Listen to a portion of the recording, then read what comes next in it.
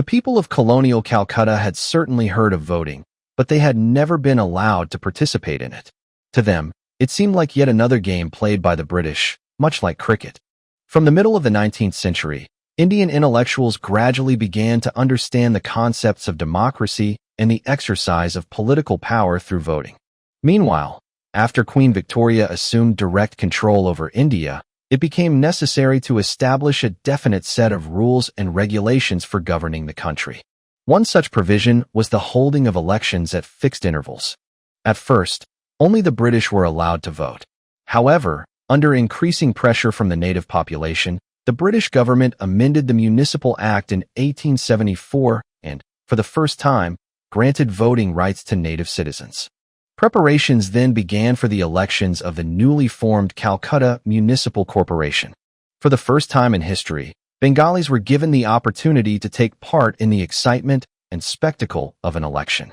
In today's video, I will briefly discuss the history of voting.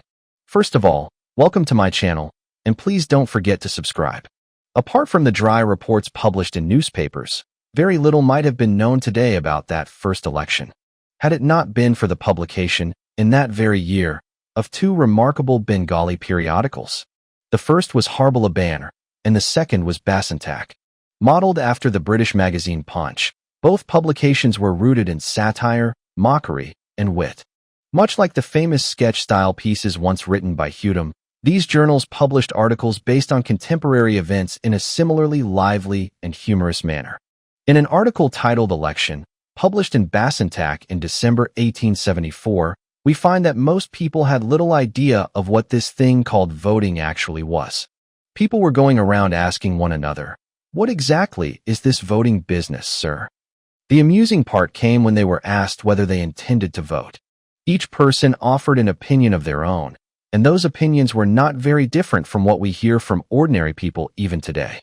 One gentleman, upon hearing the question, replied, "I shall think it over. We shall see what happens afterward." Another person was asked the same question. He replied, "No, I will not vote. Not a single candidate is worthy of my support." Another gentleman was asked the same question. He replied, "Why should I leave the safety of my home to chase a wild buffalo in the forest? I'd rather stay home and chant the Lord's name. That will be of some use in the afterlife." In other words, even from that very first election, there seemed to be a hidden demand for what we would today call the Nota option. That was the voters' side of the story. But the flood of hollow promises made by candidates, going door to door in search of votes, also began with those very first elections. In the 12th issue of Basantak, a remarkable cartoon was published under the caption, "What did the grocer of Gore see when he opened his door?" The illustration showed a traditional grocer of Gore, clad in a short dhoti with his bare torso exposed and a tuft of hair on his head, standing at his doorway in astonishment. Sprawled before his doorstep were several respectable election candidates, practically prostrating themselves before him. Each carried a list of campaign promises in hand, desperately seeking his vote. And then came election day itself, the grand spectacle. By evening, reports arrived that utter chaos had broken out. Those who had previously stayed away from the political arena out of pride or indifference had now all jumped into the fray, each trying to figure out how votes could be won. In some places there was pushing and shoving. In others, even physical fights broke out. "What a disaster!" people exclaimed. Everyone seemed determined to become a commissioner. The desire to secure that position proved irresistible. At such moments, even the carefully preserved barriers of caste began to lose their importance. The high caste gentleman quickly realized that the vote of an oil presser or a fisherman was just as valuable as that of a Brahmin. Some years later, before the municipal elections of 1892, the newspaper Jamabumi published a humorous sketch. In it, a respected election candidate visits the house of a member of the oil presser community. He arrives with his associates and supporters. The gentleman humbly falls at the voters' feet and pleads, "For heaven's sake, grant me your vote before anyone else does. Please listen to my earnest appeal," he says in a voice full of desperation. But the candidate knows that tears and humble requests alone may not be enough. So he goes to the house of a fisherman and offers a more tangible incentive. He promises that, if given the vote, he will purchase 20 mons of fish from him in cash. Cast your vote for me, and your livelihood will prosper. I already have an order for 20 mons of fish for a funeral feast. Name your price, and I'll pay it." The newspaper accompanied the verses with illustrations. One image was titled "The Pulling Wheel." It was a striking and rather savage depiction. A voter sat helplessly in a chair, while two men pulled at his arms and two others tugged at his legs. Meanwhile, a bearded gentleman wearing spectacles was forcefully trying to make him drink alcohol, hoping to intoxicate him and thereby secure his vote.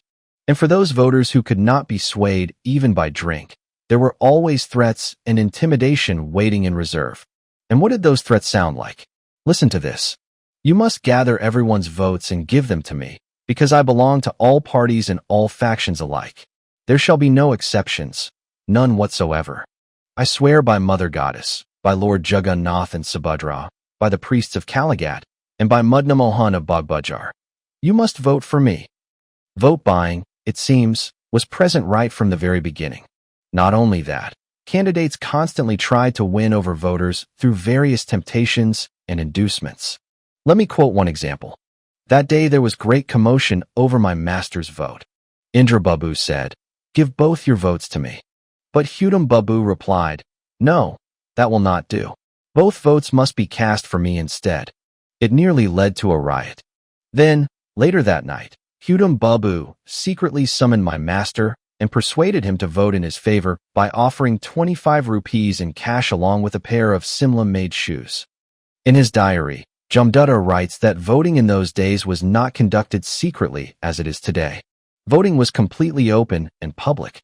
On one occasion, there was a fierce contest between Dr. Nilamadhab Chattopadhyay and the uncle of Jabankrishna Sarkar. The deputy officer was recording the votes. He asked the voters, "Whom do you wish to vote for?" One voter replied, "For Cash Babu." "Who is Cash Babu?" he was asked. "The gentleman who works in the government treasury department." The vote was accordingly recorded in favor of Sarkar Mahashaya. Others cast their votes for the doctor. Towards the end of the counting, the doctor was leading by 10 votes. Then Sarkar Mahashaya resorted to something that today would be called horse trading. Being known as Cash Babu, he began purchasing votes at the rate of 1 rupee each. Seeing the danger, the doctor raised the offer to 2 rupees per vote. Thus began a bidding war. By the final stages, the price of a single vote had risen to 5 rupees. In the end, Sarkar Mahashaya emerged victorious by just 3 votes. Such was the intensity of electoral competition that candidates were willing to do almost anything to secure victory. On one occasion, a Gozai, religious leader, stood for election. As a commissioner, however, he had acquired a rather poor reputation. It was alleged that instead of using public funds to clear the overgrown vegetation along the drainage canals, he had spent the money cleaning up his own property instead. People were so angry with him that they fielded a homeopathic doctor, Maniklal, as a rival candidate against him. Gozai Ji quickly realized that winning this election would be extremely difficult. After doing the math, he concluded that if he could secure the 16 votes from Machipura, no one would be able to defeat him. One afternoon, he quietly paid a visit to the house of Sadananda Muchi, the community leader of that neighborhood. At the time, no one was home except Sadananda's young and attractive second wife. Gozai Ji began making his appeal to her. Just then, Sadananda returned home. Finding Gozai Ji in his house during his absence, he immediately suspected that the visitor had come with improper intentions.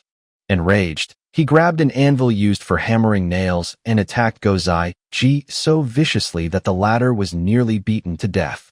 Sadananda's elderly mother had overheard everything from inside the house. It was she who stepped in and saved Gozai Ji.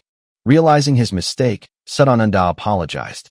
Gozai Ji then said, "If you and your people give me those 16 votes, the sin of shedding a Brahmin's blood shall not fall upon you." With the support of those 16 votes, Gozai Ji not only won that particular election, he continued to serve as commissioner for many years afterward. Time and again, he received the votes of Machipura. Can you imagine it? Perhaps that is why Dada Thakur once remarked, "O bearer of the burden of governance and literature alike, O vote, O master of making the impossible possible, at your feet, I offer millions upon millions of salutations." These, then, are just a few of the stories surrounding Bengal's earliest elections. If you enjoyed this video, do let me know in the comments below. And don't forget to subscribe to my channel.